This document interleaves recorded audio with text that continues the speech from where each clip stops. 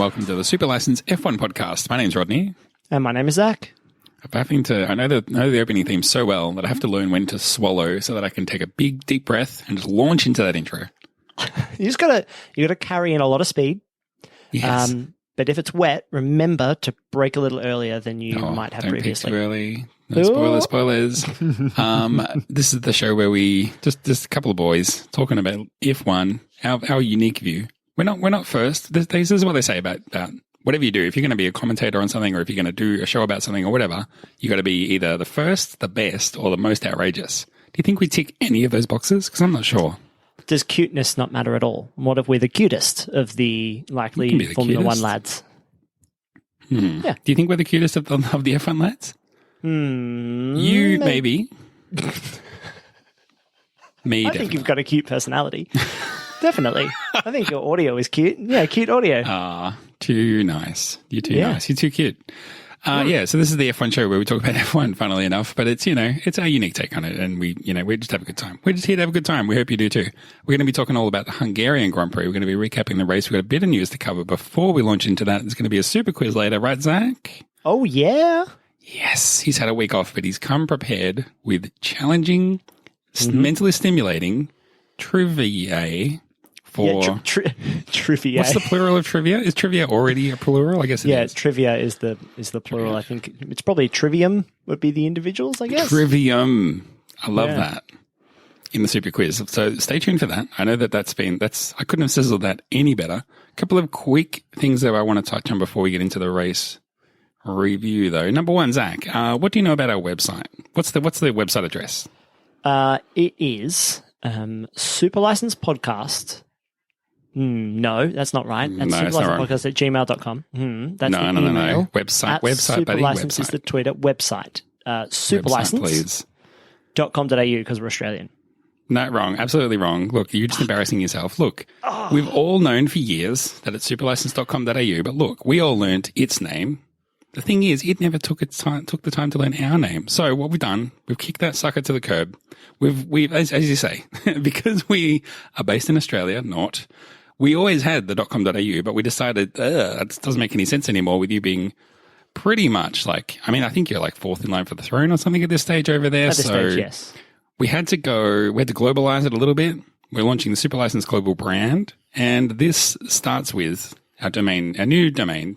Drumroll is superlicense.fm.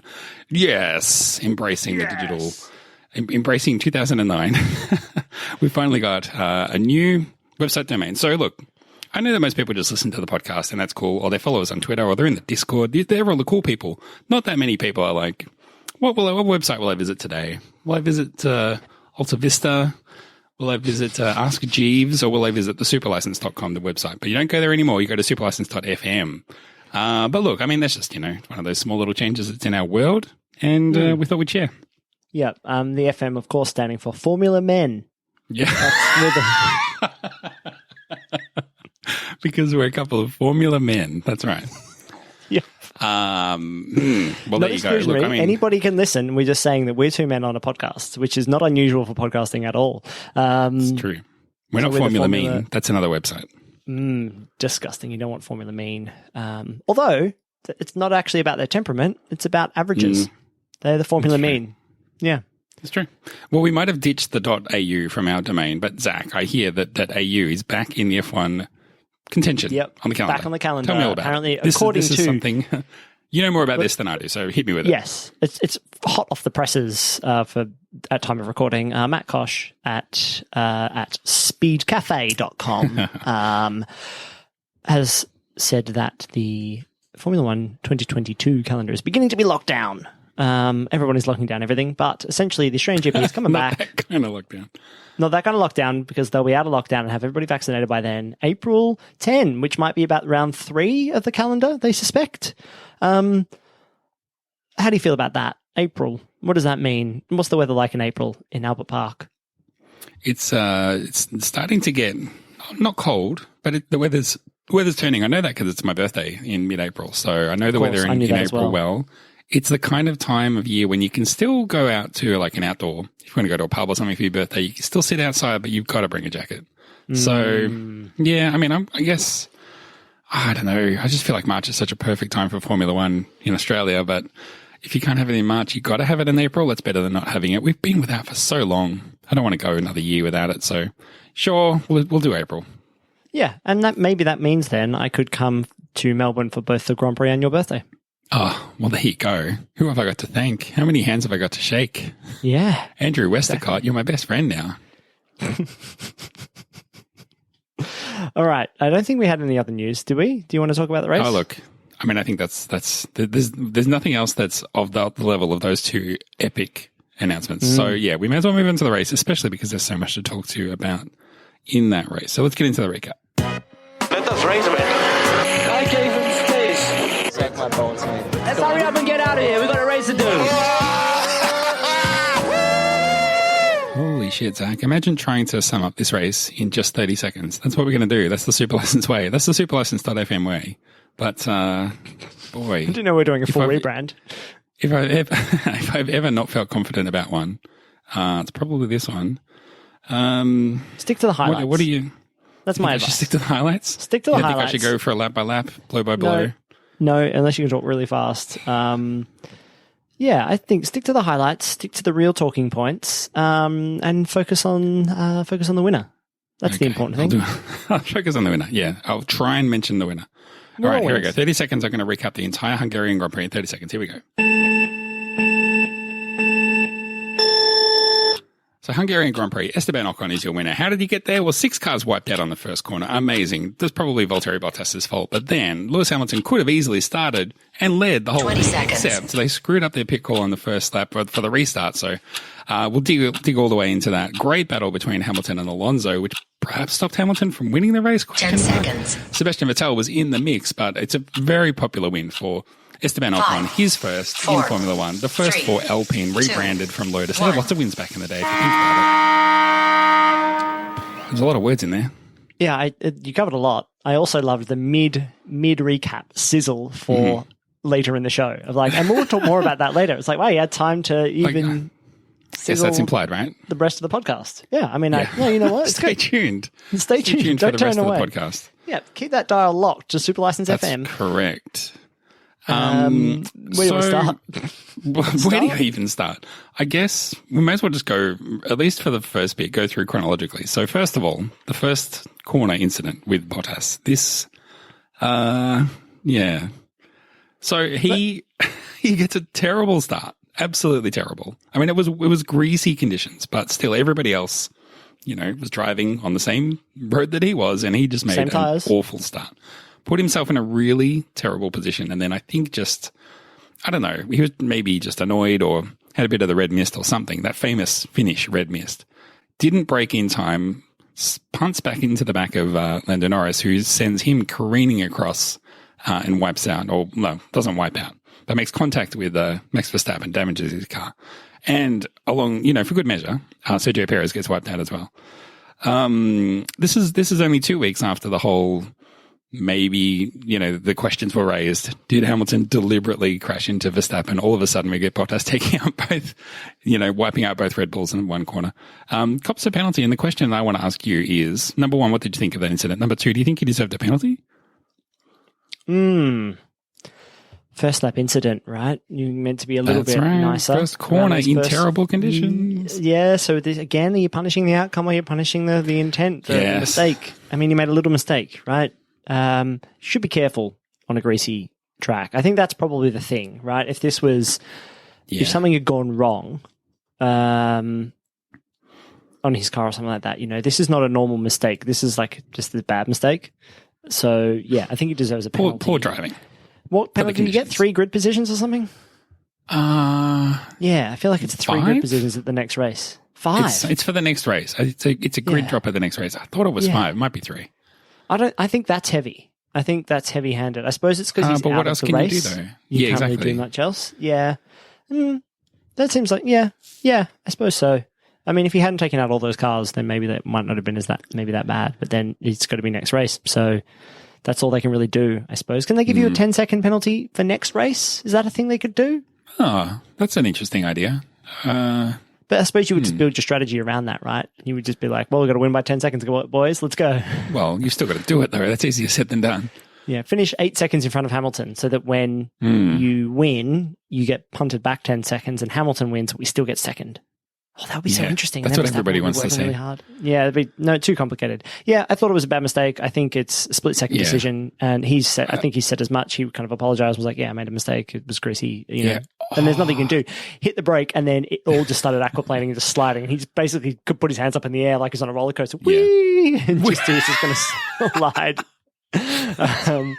He did say afterwards that that's what he was channeling. He just thought that he had a moment of disassociation. He thought he was on a roller coaster, threw his hands up in the air and went, wee. The visor up. You could hear it on the radio. Yeah! Like Splash Mountain because he'd get the water into his face as well. Yeah! That's right, exactly. Oh, man. Yeah. Rough. I was rough going to for say, him. did you, I didn't tweet this, but I saw it. Oh, that's right. I saw it on Facebook, and I have a tendency on my own personal account to comment on the big Formula One stories in the comments along with thousands of other people. But why? There was a headline. You have your own platform. I don't know. That's where I bring my edgiest, I'd Your bring opinions takes. that I wouldn't bring here.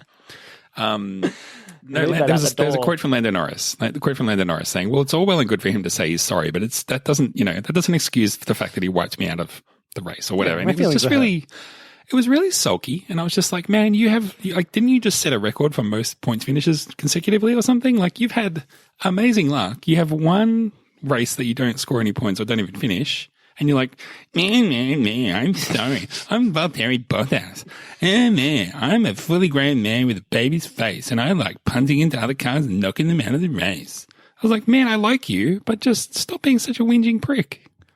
Well, what do you want them? You want the personality in the sport. Like, what do you want him to say? Do you just want to be like, no, it's racing? If that's all they all said all the time, we wouldn't have this podcast. It'd be so fucking boring. No, you want the Bottas put his hand up and said that was crap from me. So did Toto Wolff, and he apologized to Red Bull, saying like we don't want to win races this way. We don't want to race this way. This is not us, and we're really sorry. And it just feels like they've done all the right things afterwards, but everyone's like, sorry's not good enough. It's like, oh my god, what are you, 15 or something?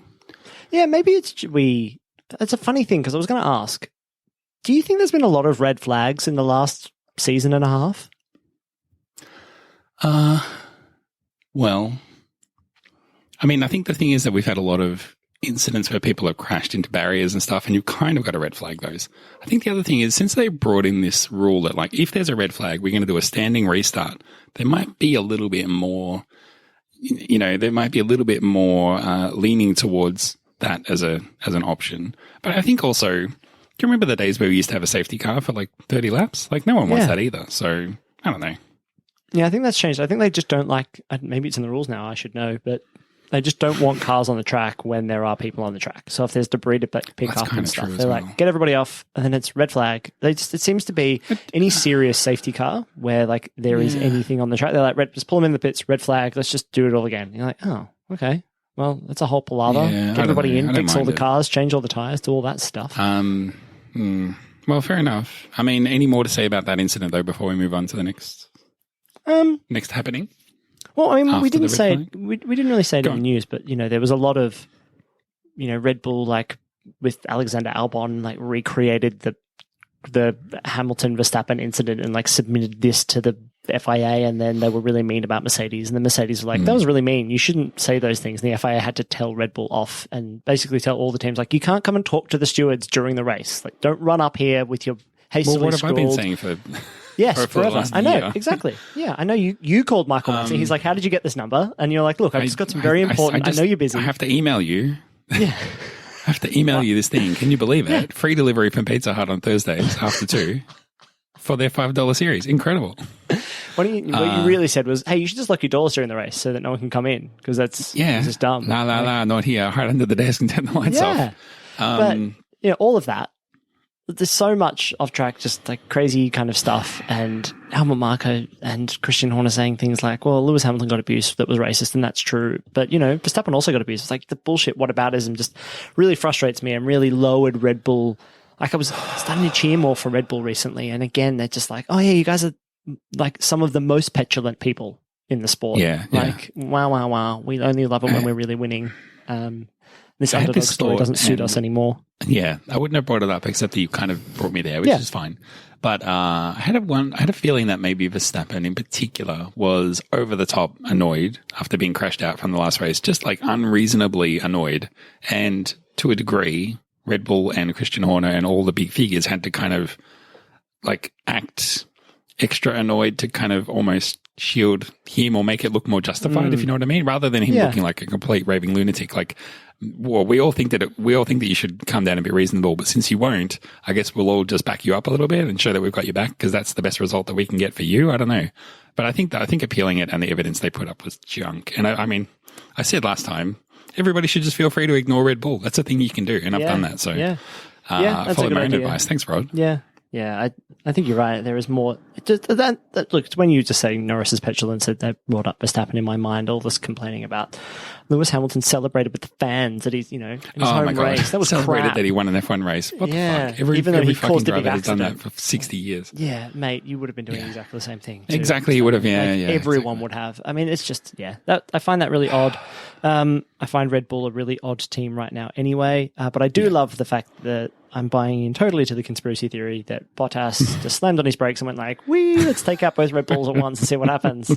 And it, it was terrific. Like, it really. So the thing was, the race started like as I got on the plane back from Greece on Sunday. Oh, cool. So I was like, "What am I going to do? It's going to be delayed. Like I'm going to miss it." But not by so much that I could ignore social media for 40 minutes until I get home. Yeah, gotcha. So I did that, except when I got off the plane, I just looked at my phone for a little bit and I was like, wow, a lot of Fernando Alonso talk. I can't imagine he's won the race, but fucking hell, if he does, that's going to be outstanding. But that was my reaction, like when watching it. I was like, when does this how does this shake out now? Like, because the crash happened. But I hate that stuff. When it's like I know a little bit of, although I know not a spoiler, but I know just enough to get my imagination racing, and now I can't just watch the race because I'm second guessing everything. Yeah. So when the crash happened, I was like, all right, here we go. Yep, that'll be. But I was like, but Hamilton is still like stuff's still right like, there. people are still there. Like good races are still there. This is so weird. So this might actually be the highlight of my season is seeing after that red flag. Yeah. Everybody go into the pits except Lewis Hamilton. It was so good. It is my favorite thing. Maybe. I mean, since we've been doing this podcast. the thing is, you could just see a photo of that or that little couple of seconds of footage, and you'll be able to watch that for the rest of your life, and you'll know that was the start of the Hungarian Grand Prix in 2021. When Hamilton was the only driver that didn't pit and he started the race all by himself. I was like, imagine if he gets wheel spin or stuffs up the start or whatever. It really flashed me back to Indianapolis 2005, which a lot of people have said when, it almost, like there was, I don't even know how many teams, but there was only 6 cars that started and there was still like 2 Ferraris right up the front and then 4 cars right down the back and they still pulled up into the grid spots. Just hilarious stuff. And I knew I sat up to watch the start of the race, and when I saw that scenario, I was like, holy shit, we are on for an amazing race. Doesn't matter what happens next. This is already great. I just wish, do you ever have this, like if you, let's say, you've got the bed to yourself. Do you like your normal bed, let's say for some reason, the rest of the family's not there. You're like, right, do I change my normal sleeping setup?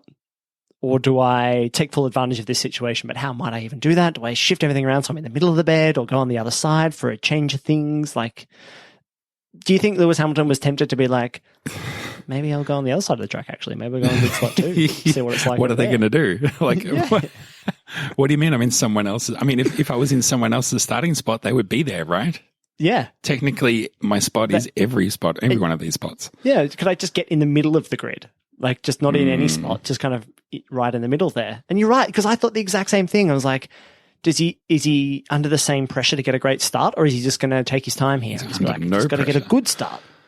It's one of the things too. I mean, so many things. I mean, just that incident itself, to look at it wasn't that remarkable, but I was thinking so many things because I was thinking that it wasn't that long ago that I think it was Haas, they were telling the drivers on that formation lap, come in and pit and change for tyres. So obviously all the teams know the deal that you can't tell the drivers on that lap around, you can't tell them to come in or stay out. The driver has to make the call.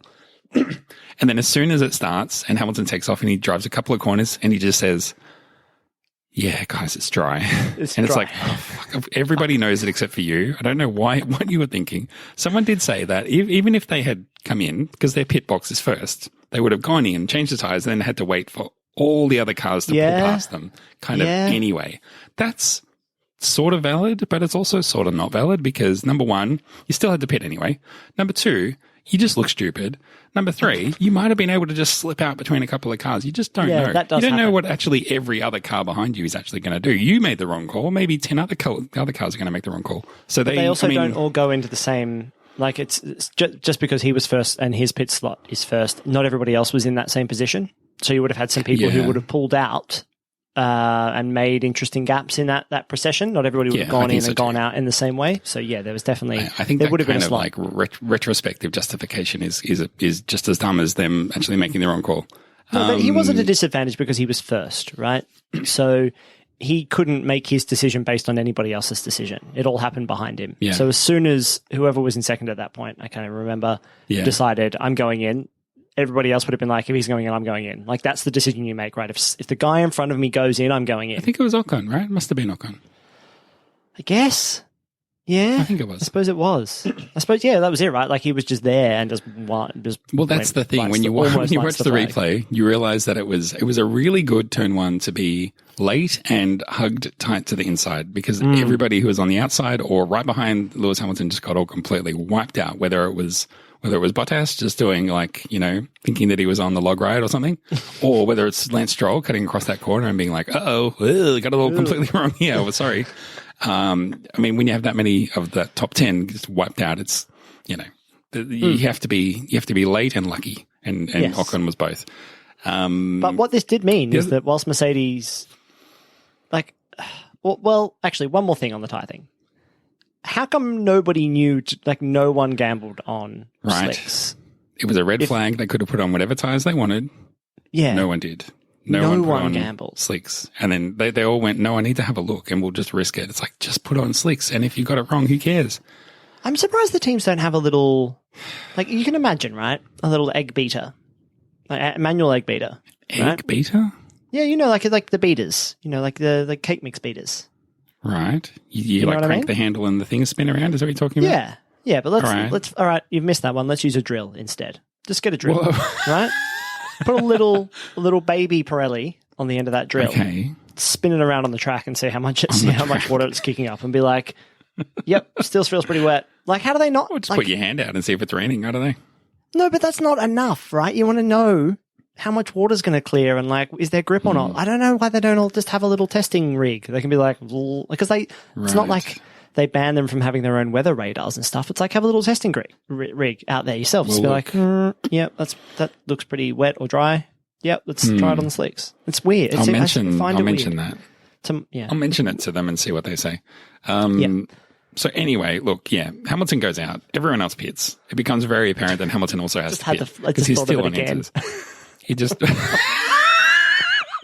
It's still funny. I'm going to send you a Christmas card this year, and it's just going to be that photo on the front. I saw... someone tweeted that it was like... it was tongue in cheek, but they were like, "This is how I see the formula. This is how I see every starting grid." Like, just okay, and I was like, "That's great." That nails it. So he has to pit, and obviously because the whole field is bunched up and everyone else knew the deal. He winds up last, and then you go, "Uh-oh!" And even Verstappen, who has been hit, is ahead of him. So you kind of go like, "Well, how is this one going to shake out?" But first, Hamilton's car being intact and Verstappen's being stuck together by duct tape, they were always going to cross swords at some point. It was a pretty good bit of strategy, I think, from Mercedes to undercut Verstappen to just say, we might just pit you. And then it just seemed like he just blinked and all of a sudden he was just past like 3 cars. It was great. And from then he wasn't making any headway, was he? He was stuck. No, he was stuck at the back and he was just like, he just can't get in front of anyone. Like, what is the deal? And so it seemed really weird that they were like, well, let's just pit you now. We'll get you in some free air and everybody else will kind of pit and stuff. And that was enough to just kind of shake it loose, like shake the race loose, I mean. It's a hard track to overtake at. As Hamilton learned later when this was the Alonso moment. Really good to see Alonso out there battling and, those two go back a fair way. But, Yeah, that was one of the highlights, I think, more than anything, was number one, Ocon winning, but also number two, just seeing a good battle between Hamilton and Alonso in two cars that are, Hamilton was faster, but he wasn't like miles faster. I think there was like 12, 13 laps or something where they were fighting. I mean, that's out of a 70 lap race or whatever it is. That's a good chunk. You get your money's worth from watching a battle. Oh, like yeah. that. And we saw that like in the last 3 or 4 laps, it was like, oh, Lewis, that's a shame. He's not going to be able to go and fight for the win. He made up like 9 seconds in 3 laps. Like he was really quick. So Yeah. Alonso was really holding him up earlier. I know he got past. That tires fell off. Yeah. I know once he got past Alonso, he got past Sainz pretty easily. Sainz was on really old tyres though and was struggling a little bit. But I mean, you have to think there's Sainz, Vettel, and then Ocon, all cars that are faster than Alonso. So if he had trouble getting past Alonso, then I don't know, he was going to win anyway. But I think not to say that Alonso was the only factor in him not getting right back up and winning, but I think when he couldn't, it became pretty obvious, like, well, the win's just not exactly on, maybe a podium, which is what he kind of ended up doing. Yeah, exactly. The Alonso thing also reminded me that I had to go back and check, but in our preseason show this year, we made some crazy predictions about this year. Do you remember what they were at all? Did we say that Alonso would get on the podium? Did that feel right? Or that he would never score points? Let's just say that one of us, me, said that not only would Alpine win, but that Alonso would win a race this year. I said 4 teams are going to win. 4 teams are going to win. It's going to be Mercedes. It's going to be Red Bull. And then I'll give 1 to Alpine. And I said, stupidly, I should have just kept my mouth shut, but I said it'll probably be Alonso. And I said 1 for McLaren. And then I stupidly said Ricciardo because I don't think Ricciardo's going to win. If anyone's going to win, it's going to be Crybaby Norris. But I just feel good that I said Alpine will win a race, and they did. I just feel like I achieved something. Do you remember your prediction at all? No. What was it? You won't even believe it. You said that you said Lewis Hamilton will start a race. He'll be the only car on the ground. No, you said Sergio Perez is going to score more points than Perez, than Verstappen. Yeah. He's going to outscore Verstappen. There's only going to be a few wins on the cards, and Perez will win one. And I punched it up, literally punched it up by saying and Verstappen will be so annoyed he punches Perez in his face. Yeah, we'll see. Happen. I mean, there's still a second half of the season at least, right? Isn't there like 400 races left or something? Yeah, that's true. I guess the other battle that we sort of had. Oh no, can we go? I have one more point on Alonso. Okay, go on. Let's just round back, which is that after many races without Fernando Alonso defending like this way or with this much airtime over such a long period, I genuinely believe there is a difference generationally between some of the older drivers and the way they defend and some of the younger drivers. I think some of the older drivers defend, give space differently to some of the up and comers. And I sound like an old man yells at cloud kind of situation, but watching Sebastian Vettel chase Ocon the whole race, I think he constantly, every time he tried, he was like, well, I'm not just going to drive you off the track here, am I? That would be insane and pretty risky. But it's like, oh, that's what Max Verstappen does. And I think that's what Pierre Gasly does. And I think that's what Lando Norris does. Like there is a lot of, and look, that's not to say older drivers don't do that too, but this season, I feel like that I've seen, and a little bit last season too, there's a bit of a clearer distinction in my mind between the way that the racing goes about. And I know that Kimi Raikkonen's been wound up in a couple of things, but generally speaking, he's like, I'm going to slow a car, I'm going to race you a little bit, and then if you kind of get past, then I'm just going to give you enough space to continue on that line. I'm not just going to be like, it's my corner, turn into you. I don't feel like I see that as much. And I know that Sebastian Vettel's been spitting all over the shop for the last couple of seasons. Often just off his own bat though, right? Just like turning into a corner and spins around, less like I'm driving into somebody else to like defend a line. And Fernando Alonso used racecraft to defend this weekend. He put his car where he thought it would be the most annoying to be for Lewis Hamilton. So he just knew every single time, it's like, well, if I was Lewis Hamilton, I would overtake here. So I'm just going to put my car here and force you to go around me. Every single time. He did it early. He never like moved multiple times into the braking zone. He never did anything like that. It was just like and I know where I'm strong on the lap, so I'm going to drive out of this corner and you won't be able to chase me. And by the time we get to the next point, my car is going to be the most annoying spot again. And he just did it. It was the same thing. And even as the commentators were like, actually, well, maybe I'll save that for my final thought. But even the commentators, I was going to do that too. I won't say that. That's right. That's fine. But there was even the like, Lewis will learn now and know where to overtake. And Fernando's like, yeah, but I'm also here, so I know he's learned that. I'm going to do something different next lap. I'm going to be a little bit further ahead. And it was just absorbing, absolutely absorbing. It was so good. I think there's a part of it. I think you're right in what you say in terms of like old school defending. A lot of people have said, yeah, this is really old school fighting. It's not just racing to a race strategy or whatever. It's actually battling with whoever's around you. I think another part of it is just Alonso's got nothing to prove to anybody. Young drivers who are still building some kind of legacy, they know that like their reputation and their value to a team isn't built over one race or one battle. It's over a season. It's about delivering the maximum points and all the rest of it. So they preserve that, but it was good to see a little bit of not argy-bargy, but just some good fighting. Don't give up your place so easily. That's definitely the old school way, and it's definitely. Again, if Alonso crashes out, what the fuck does he care? Yeah, and maybe that was a little bit of, but that's what was interesting, right? That Alonso wasn't doing anything so risky that he would like end his own race. And I think that maybe Lewis Hamilton was like, this is an opportunity to make some massive points gain. And because it's not Verstappen on the other side, I can't really afford to like crash into Fernando Alonso. Because if I crash, well, he's not really going to give a shit. And all those points I'm going to get are gone. So it's not worth anything to me doing that. So I'll just take my time and eventually something will happen. It was just good. I'm sure he didn't feel patient. I'm sure he was like, he almost collapsed on the podium. But he was exhausted, but he made it fucking work. And this was, I think it was, again, just another outstanding race from Lewis Hamilton as well. Like that was he was disconsolate at the start when he was like, fuck, we've really fucked this. And they were like, mate, you've got like 70 million laps to go. We can do, I think Bonnet was like, you are the fastest car and like the best driver. If anybody's going to do it, it's going to be you. And it was like, oh, yeah, maybe I can. I think I can. And it was outstanding. Absolutely outstanding. Very true. Except that the fight at the front was between Esteban Ocon and Sebastian Vettel. And I really feel very grateful that it went for so long and that Vettel was able to hold on for as long as he did and get as close as he did. He just generated some opportunities himself. I mean, obviously, that it was, you mentioned before, and it jogged in my memory. Vettel spins all the time. I do remember watching the race going, oh man, please just don't spin out and like wipe out Ocon. Like of all the things that this race needs, we don't need that.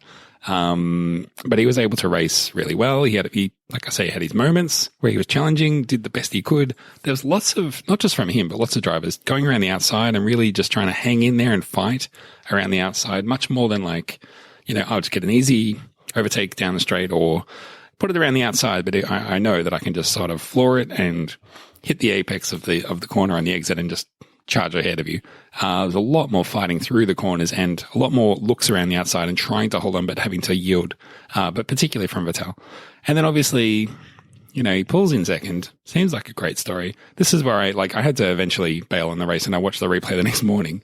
So the timing worked out kind of perfectly where I was like finishing the replay, getting ready to like turn on all my social media again and be like, okay, I can stop avoiding everything now because I know the result. I can actually engage. The first thing I saw, Sebastian Vettel disqualified from P2 for a fuel infringement. And you and I know we have deep wounds about a driver being disqualified from P2 for a fuel infringement, but it wasn't the result that I wanted to see, but I understand it. And there's a lot of pushback against it, but them's the rules, right? You've just got to do it. It's interesting because Aston Martin are like, we know there's like 1.4 kilograms of fuel in that tank. They just can't get it out. Get it out. I was like, what do you mean? It's like crack open the tank. Like, I don't know. Like, how can Tip it up. Tip it upside down. Yeah, Pour it out. Have you got the little, when you got the squeezy bottle, is the little tube pointing the right direction of the bottle? Like maybe turn the car, like put the car on a downhill, something like that. I don't know. Yeah. It's always a bad time when they force the cars to stop on the track after the race. They're like, stop. You're like, oh, you don't have enough fuel, do you? Yeah. If you're down to having to worry about 1 kilo. Ask the question though. I mean, Vettel was fighting for so long and he got so close. Was he just pushing the limits of his fuel allocation? And I mean, who knows? I mean, if Ocon had done that, maybe he would have been able to defend more and defend better and not have allowed those opportunities. So you just don't know. Yeah. But, this is going to be appealed.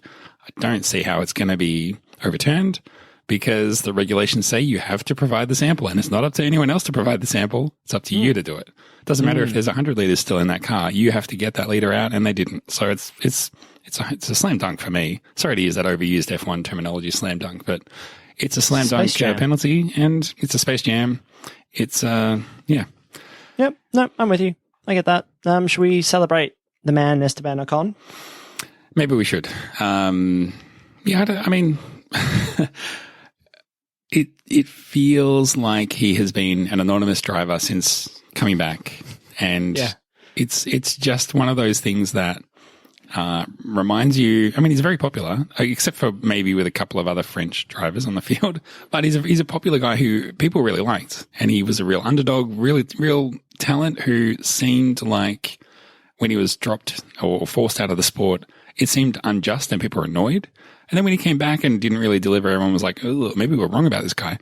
But I think that that's what makes this win such a surprise, so satisfying, because it came from out of nowhere. I feel like it reinvigorates how you look at the midfield. And I think for him, I mean, I went out of my way and watched a couple of interviews that were kind of flagged up with just him just being so like overcome with, I suppose, without asking him specifically, but what, he's 24. It's kind of at a point where you're like, will I ever win a Formula One race? Like, is this maybe not going to happen for me unless I get that move to one of the best teams? Like, am I going to be that guy? Because there's always one or two races every season, right? Where there's a thing that happens, a crash. It's really wet. There's an odd, it's there's sand on the track because it's really windy. Something happens, right?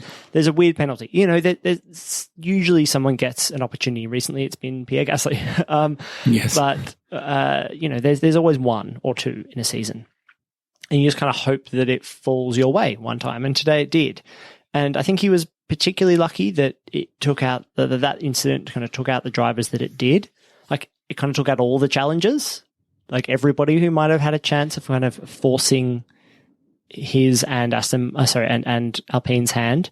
I think it was, obviously he held off Sebastian Vettel, but an aging Sebastian Vettel in a car that's not the fastest car. Like, they were pretty evenly matched. And Ocon edged it and did everything right, I think. Drove an excellent race. And you love to see it. You love to see it when a driver gets that slim glimmer of hope of winning a race and actually pulls it off. Outstanding. Especially because the guy behind him was cheating, right? It was cheating with the fuel. Like a dirty cheater. It was incredible. And yeah, he's so happy. There's the kind of, not the myth, but this kind of story behind Esteban Ocon being, working class. His dad's a mechanic. He's fought for it all through his career and kept pushing, given up a lot. One of the interviews I was watching, the interviewer was like, I was covering your races like when you were in karting, and it was just like you had nothing. Like you had no money, no sponsors. Like, it was just you and a crappy kart, and you were making it work. Did you ever think you'd be here? He didn't. He's just held on to the hope. And when that season he was a reserve driver for Mercedes and had kind of lost his seat, we all kind of thought it was like, is he like, there's this young crop of guys who are like 19, 20 who are gonna be the guys next. Like, how are you going to get back into this sport?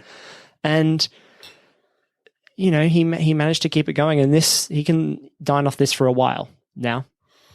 And I'm happy for him. Especially because he's one of the long boys, right? I always like the tall boys winning races. You like the tall boys? Yeah, because they shouldn't be in Formula One. Everyone tells them, you're too tall, go play basketball. But you're not quite tall enough for basketball either. So you just that odd height. Yeah, you're that in between height. Yeah, no, absolutely. It definitely gives his championship a shot in the arm as well, especially too when a lot of the predictions were, Alonso's going to walk all over the floor with this guy, can absolutely have him for breakfast, and it hasn't quite worked out that way. The amazing stat, I thought, was that the laps led, because he's obviously led most of the race, he chalks up a whole bunch of laps led, and he's actually third now for this season in number of laps led. He's led more laps than Bottas and Perez combined. So that really shows how one-sided the battle at the front is between Red Bull and Mercedes, and how the number two drivers have not had a look in so far. Well, Fernando Alonso as number two driver at Alpine did a great job for Ocon, absolutely. And Ocon was effusive with praise for his, like, you hear a lot of this negative stuff about Fernando and the media stuff. Of course I heard all that stuff, but he's been amazing and super supportive. True. And yeah, I mean, straight from Ocon, that's good. That's good to hear. Fernando seems nice. It's a very similar story down at Williams, who Nikhil Latifi found himself running up with the front runners amazingly, and that situation became apparent to old mate Greg Russell, and he very magnanimously said to the team, look, whatever you have to do to me, if you can sacrifice me in any way to get a result for Latifi, do it. That's what I want. But I mean, they both finished in the points. Just an amazing result from them, and just, I think, a good showing. Again, the probably the more underrated driver, probably getting more of the spoils, but it's just that sort of thing that just going into the summer break, especially, just gives you that little bit of extra jolt.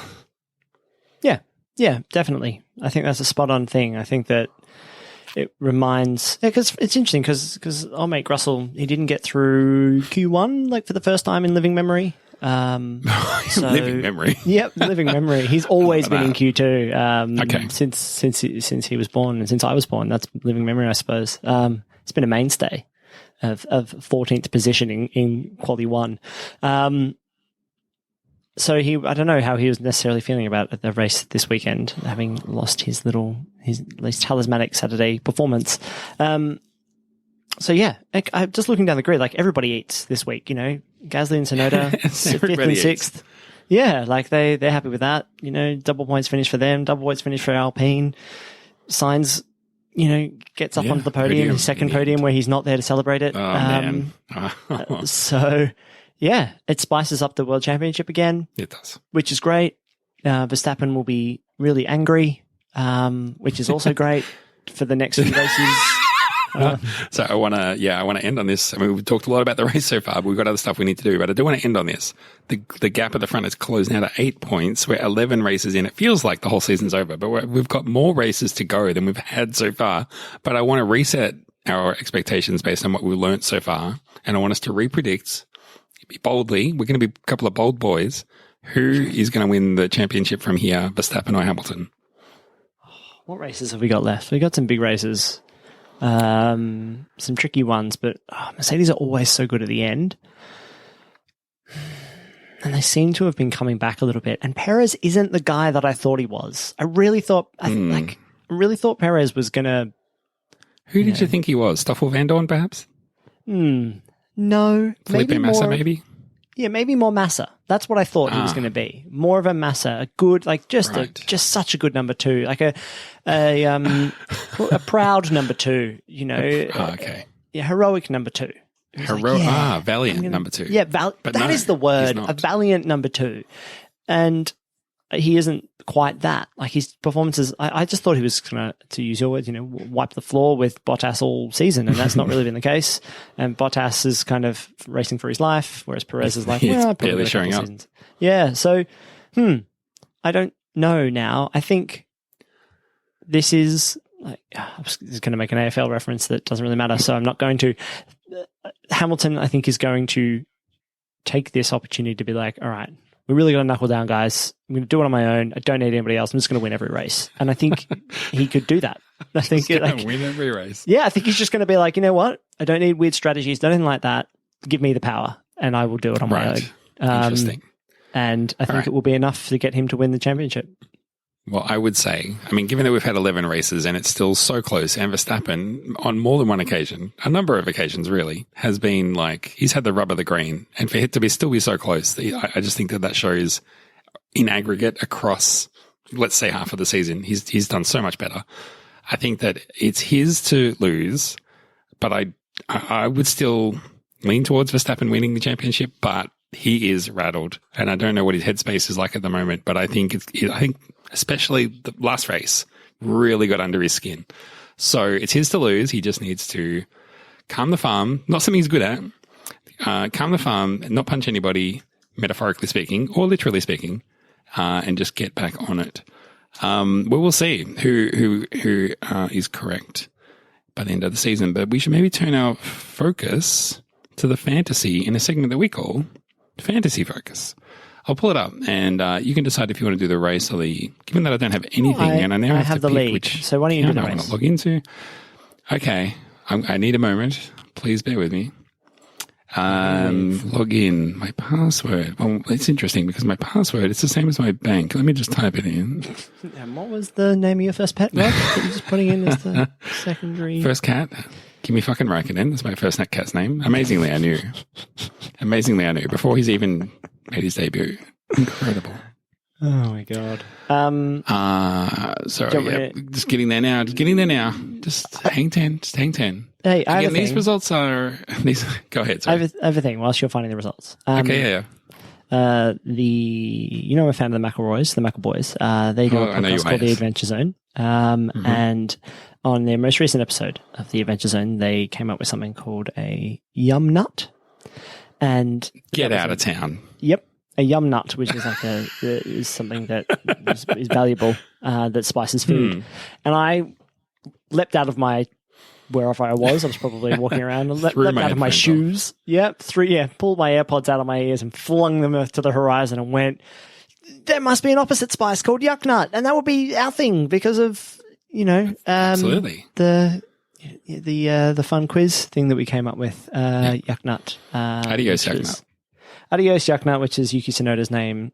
All the letters all switched around. I was just prompted because of yuck nut and French Ghastly by Team Flurg in our fantasy stuff. So anyway, Very thanks good. for stealing that, Griffin McElroy. I'm calling you out. Good stuff. Yeah, I know. I mean, everyone rips us off. It's amazing. For the Hungarian Grand Prix, though, let's cover the top three. In position number 3, you wanted 2 seconds, Ted, by Glowing Rotors on 189 amazing points. Ooh. Then in second place, a team that I don't know how to pronounce, Majakis, by manager the same name, no help there, 195 points, incredible points scoring. Obviously, these people have got Esteban Ocon in their team, and probably Hamilton, I would guess, and maybe even Carlos Sainz.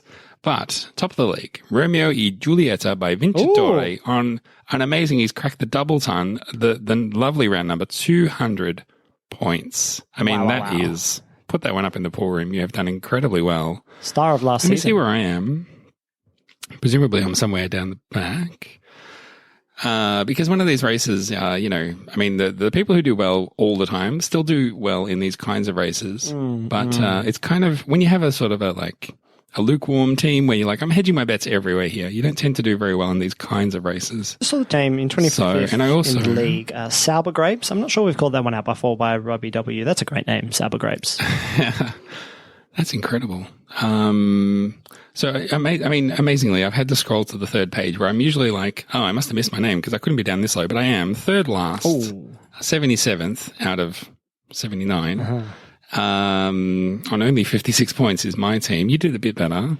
You're at least on the previous page. Oh, good. Probably because I've got in 67th place, Zero Engineering, Zachary Priest. Yeah, that's me. One to forget for us, I'm afraid. How does it affect the league, my friend? In number 3, a lot of hustle, kilogram 955, 1577 points.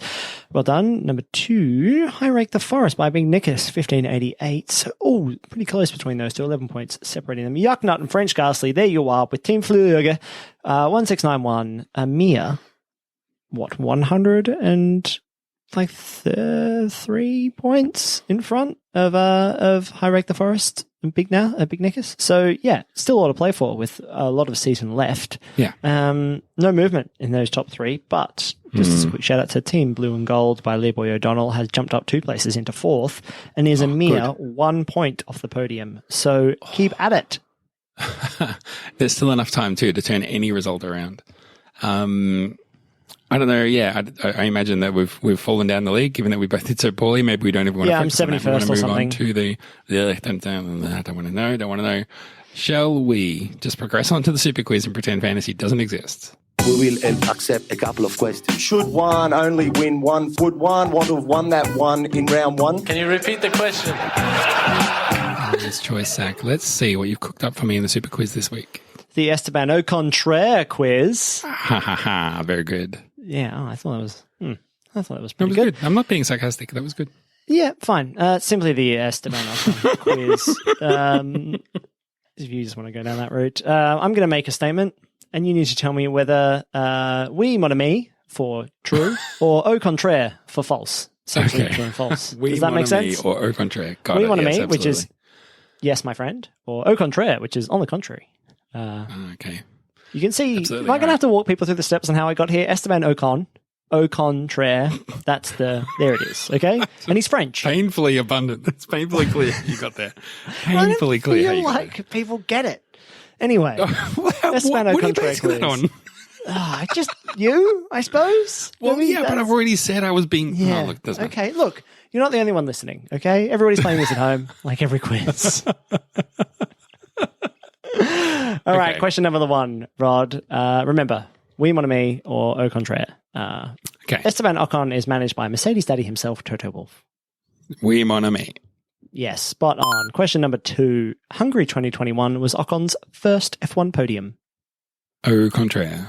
Oh, yes, au contraire. Do you remember where he got his podium? Other podium? Au contraire. No. Au contraire. No. Non, mon ami. I'm pretty sure it was Sakia last year. Oh, really? Okay. I think so. I think it was. There you go. I thought Something like that. he might have got one with Racing Point or Force India, whatever they were called back then. But no, maybe not. No, I think that was it. Maybe I'm wrong, but it was definitely he has another podium, which you got correct. Anyway, question number 3. Esteban won the 2015 GP3 championship without winning a single race. Oh, sacre bleu. No, I think that's. I think au contraire. I think he did win a race. Yes, he won. That is correct. He won the first race and didn't win any more. Bunch of second places, I heard. He got 9 second places in a row or something. That something hurts. like that. Yeah, but you play the long game, right? You just got to. It's what Lewis Hamilton's been doing for the last 8 seasons. You just never lose by DNFing. Just be there all the time. Be there. And accumulate, hoover up those points. Vacuum up those points. Sorry, of course. My dad's probably listening, being like, "I told you you'd become British. You can't hear it, but I can." Question number 4. Ocon's full name is Esteban José Jean-Pierre Ocon Kelfane. Oui, mon ami. It is. It's a long name. It's got a lot going on. I like a guy with 7 names because then you got to pick the 2 that you actually want to be known by. You know. Yeah, I really like it. Also, the 2, like José Jean-Pierre is amazing. That as a name on its own. Like if you just needed an MC name, José Jean-Pierre is great. Love that. That's pretty good. I think you're 4 from 4. Ocon got his first start in F1 for Manor Racing in 2016, replacing Pascal Wehrlein halfway through the season. Sounds plausible, so I'll say oui, mon ami. I tricked you up with this one. Au contraire, he actually replaced Reo Haryanto, whose sponsors had run out of money. And so he had to pull that's out. right. They dumped him. It was like, your sponsors aren't paying anything. And he was like, well, Despite our talk to best them. efforts to champion him in the sport, didn't work. Yeah, didn't really work. Question number 6, Rod, from our friends at F1Authentics.com, who don't sponsor this show but should. You can pre-order a genuine race-worn Esteban Ocon balaclava signed by the man himself for £299. So plausible, I have to say oui, mon ami. It is oui mon ami, $299. You can get yourself a race-worn Esteban Ocon balaclava. This one, pre-order. It's from the French Grand Prix. I don't know why it's on pre-order. Like, that was a while ago. Yeah. Unless they're like so confident that they're going to get one. They're like, just buy it now. Don't even worry about it. We're definitely getting it. It's in the post. He swore to us that it would be. The reason I went there is I want to see if they jacked up the prices after he won the race on all his stuff. Such a good idea. Seems to be I guess they no can't really do price that when they difference. don't have it. Well, on this stuff, they just decide, like, it seems to be the item, not whose it was. So, like, everybody's balaclavas are $299. I was like, well, wouldn't a Lewis Hamilton sign one be a bit more expensive, maybe? I don't know. But no, I would have thought so. seems not. Anyway, 5 out of 6 on the Esteban Au Contraire quiz. It's Au Contraire because Esteban Ocon and he's French, and Au Contraire means on the contrary. I just got that. Good. Oh, Good. man. Well done. Well played. Très bien, as they would say. They being the French. Well, wie geht's? And zum German. Geburtstag to you. No. Why? Now everyone's going to be so confused. Confused? Zwei. Ein, zwei. Yeah, and Vettel came zwei, but he got disqualified. Verstehe nicht. Anyway. Yes, exactly. Final thoughts? Why don't you go first before I steal it? Final thoughts. Well, I was going to say that we're probably both going to talk about the commentary. Mr. Nico Rosberg stepping in. What I was going to do, though, I mean, if you want to bring that up, that's fine, because I've got hot takes that I can tag yours with. My final thought, the guy doing the interviews needs to get a clue. He was interviewing Lewis Hamilton, and he goes, Lewis Hamilton, your 100th win, your 9th in Hungary. How does it feel? And Hamilton kind of just went, yeah. Because none of those things are true. Hamilton didn't win the race. It's not his 9th win in Hungary, and he didn't win 100 races. He's still on 99. And that was on TV. Like, that'll be out there forever. So didn't see my two that. main What? takeaways from this God. race, this was the one right after the, when they're pulling Yeah. off their inners and their whatever Yeah, their hood yeah, things. yeah. They're about to sign them and get them to F1 Authentics, and they're having a little drink of water. They walk over to the big TV screen, and then boom, the guy there just has a complete brain fart and just shits out some stupid sentence that's completely wrong. It's like he'd written that a week before, rehearsed it a million times, and was like, man, I can't wait to go up and congratulate Lewis on getting 100 wins. But he just completely forgot that he didn't actually win. Not even close, really. Well, Do better. Yeah, do better. Do better. Then let's talk about the commentary then, if you want to. Yeah, let's get there. Nico Rosberg, I'm going to guess What do you that think? you liked it. I really genuinely can't tell because I think you find I liked it. Nico I Rosberg liked it more bit, than I thought I was going to. I liked it more than I thought I was going to. Yeah. There was lots of weird attempts at camaraderie between Crofty and him. Crofty would be like, hey, tell us a time when you completely had a brain snap and forgot what you were doing. And it's like, really? That's what you like? I mean, that's an embarrassing thing. Why are you taking him there? I mean, Crofty in general, I'm liking him less and less. Yeah. Just all the time. Just all the time. Yeah. He goes for like these incredible, as soon as anyone is following someone else and they just have a sneaky look offline, he's like, and how much has to look at it? But then he doesn't get it done this time. It's like, well, man, it's okay for you to not fly from like 50 to 100 every single time someone has a look. It's okay. He often And there was a lot of gets awkward confused as moments. well. Like at this, it's funny because I want to talk about Rosberg, but now let's all pile on Crofty. He often gets confused when someone is defending and it makes it look like they actually just got past when it wasn't. Yeah. Like, as in like, oh, and Raikkonen's made the move and got past Pierre Gasly. It's like, no. Pierre Gasly's he's trying already- to get past Raikkonen. You got Yes, the they order were wrong. like close then, but Raikkonen's been in front the whole time. Like, you're not really. I know he has a lot going on, right? But I think he puts himself under pressure to have a lot going on. And to Yeah, bring it's it back to Rosberg, this week and during the race, Rosberg's multiple times had to kind of be like, I mean, we've got a lot of battling here between these two guys that we could probably talk about, though, actually. When Crofty's like, remember that time with that watch that you said you left in a bus? my And Rosberg's God, I like, couldn't believe fucking that. Fernando Alonso is trying to keep Hamilton behind him. And I could tell you about this thing. I could tell you about what that's like and how that feels. And like, I could talk you through this lap, like multiple times. Let me talk you through this pit stop. Oh, like, and look, you got to stop on the marks. Like, good shit. Like, Yeah, from it a was- guy who was recently at one of the best teams in the world and who will talk about it in very clear detail because it really matters to him. Like, I feel the same way when like Paul di Resta's on and even Anthony Davidson and Corinne Chandok. Like, the reason these guys are really good is because they actually have they have enough like emotional intelligence and kind of something about their personality that makes them good presenters, but also enough Formula One knowledge and genuine interest in Formula One and the technicalities that they can turn, like it somehow meets in the middle and they can turn like technical stuff into interesting stuff for everybody. Like that's good for all the audiences. And whilst Nico Rosberg can be a little bit ham-fisted about some of his stuff or a bit like, oh, you make me feel a bit nerdy there, but that's okay. Like you're just, I think he genuinely had really great insight for the entire race. It was just so good. What I was surprised about was that, sometimes they'll have him do like pre-race stuff or post-race stuff or whatever, but it's kind of like 10 seconds, give us your take. And he has to kind of cram it all in. And it's taken him a long time to have thoughts instead of going, wow, Lewis, epic, yeah. But I mean, with a bit of breathing room, he was able to sometimes string together a couple of thoughts or actually analyze the situation and expand on it and play out some scenarios in his mind and talk it through. That was really good. There were some times though, and this is when I feel sorry for Crofty, was when Crofty would like talk for like 3 minutes and then throw to Nico. It's almost like passing the ball back and forth. He'd be like, your turn to talk, Nico. And Nico would just go like, yeah, amazing, right? That was a real fast corner. Anyway, yeah, it was really good. And he would stop and Crofty would have to pick it back up again. He was like, I was mid drink of water. I was about to have the one breath that I allow myself every 5 minutes. And he just had to do more of the heavy lifting than usual. But I think, I don't know if this is going to be like a regular thing. Obviously, like with Martin Brundle, he's certainly not a young man anymore. Probably with, 23 races on the calendar, I'm sure he's looking forward to putting his feet up for a couple. But I wonder whether this is like the ones that he sits out, we're going to see a Paul di Resta step in. We're going to see an Anthony Davidson, someone else come in, and they might just try out a few different voices and see what they like, But I think Nico Rosberg has the potential, if he can, keep improving on what we saw this week. I mean, there's the potential to be an okay commentator. Yeah, I think so. I think that you're right. He needs the race to kind of knock off any hard edges of his. Yeah, he needs to kind of live in it. It's funny, we were talking pre-race about golf, not golf. They have good commentators. That's a hard job. Cricket commentators, and I think they get, you kind of get an hour or like half an hour to an hour as a cricket commentator to kind of talk about the action, and it's, especially in Test match cricket, it takes a long time.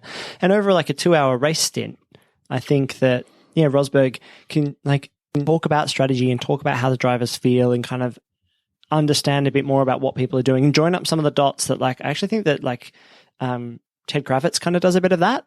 He does some of the strategy thinking. It's and they're pulling him in now because the yellow marked tire doesn't last very long. So they've got to pull him in now. And look, here he is.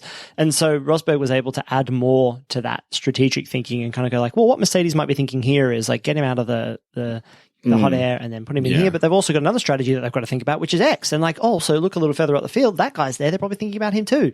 And it's oh yeah, he's thinking about the total race. Whereas I sometimes feel like Crofty and Brundle are kind of stuck in the immediate action and don't get, they don't think of the whole race thing together, and they lean heavily on the well, it's all going to be crazy in those last 2 laps, right?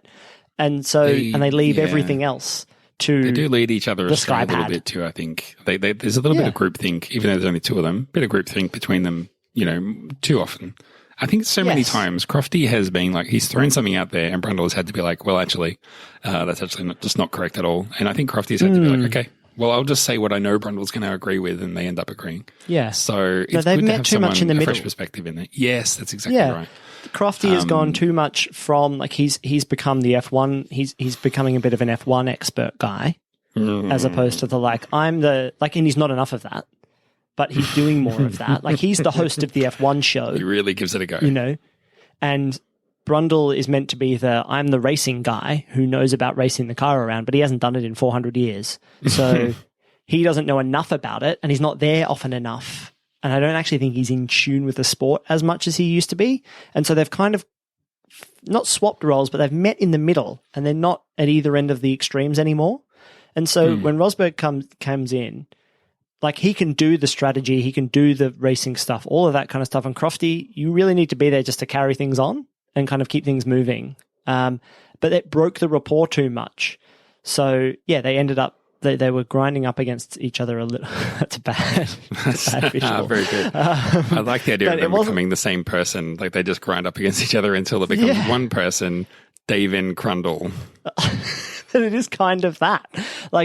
I don't feel particularly get much insight from either of them. And the insights tend to come from the Skypad or from Kravitz, from Chandok or Davidson or DeResta. And but the we've covered others this before. Have 3 commentators. We need it. It's time for 3 commentators. Yeah. I think that would make a lot of sense. I think, look, Brundle and Croft have been great. They've been good. They've served us well. Better. I think we should ask for better. Yes. That's it. Well, look, I think we've done an amazing job talking a lot about the race, and we've talked a little bit about some other stuff. There was even a quiz, if you remember. Had a week off. Got a lot of that's what I was going to say is we've got now summer break. So does that mean the podcast for the next month? No.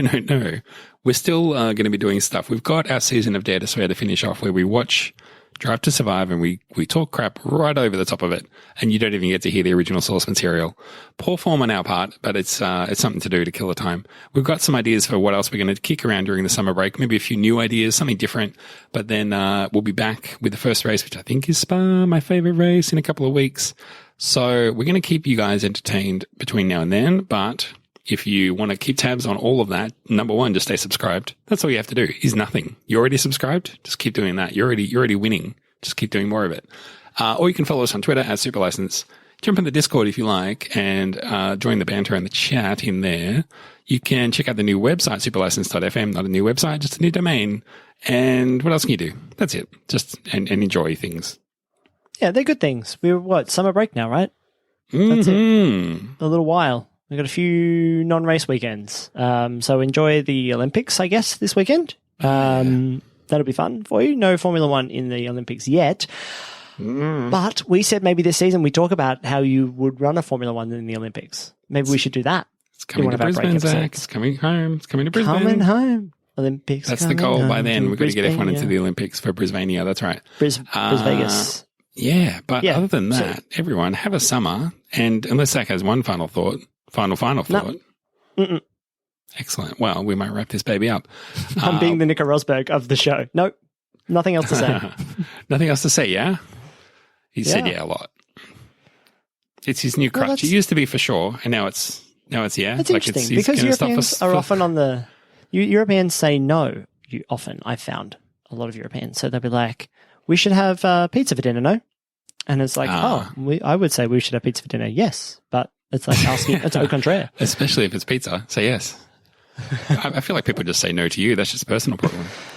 Ouch. So you could work ouch. Okay, fine. People tune in for our trademark banter. Do you want me to? I'm not going to throw banter. it out. That's right. Sorry, the banter you were throwing to me. That's what we're known for. Is this, what would you call it? Acerbic? Halting. Disrespectful. I fucking hate you now. That's Waste our vibe. of time. Yeah, awkward. You know, comedians often talk about, you got to get that first joke across the line to build trust with the audience so they feel vulnerable enough to laugh. And I think this show really heightens the vulnerability between you and I and our friendship. You want two hosts that are different so that you can root for the one that you like and then root against the one you don't like. But we even we take on that mantle ourselves by ramping up the own tension between ourselves. Yeah. Yeah, I'm rooting for you and you're rooting for you. So exactly. So in that way, we're different. Yeah. Well, look, hopefully you're rooting for me too. And if you didn't remember my name, I'm going to say it right now. As always, signing off by saying, I hope you have a great summer. And until next time, root for me. My name's Rodney. My name's Zach. Have a great one. We'll talk to you again soon when we hopefully make a little more sense. Bye-bye. Au contraire. Bye-bye.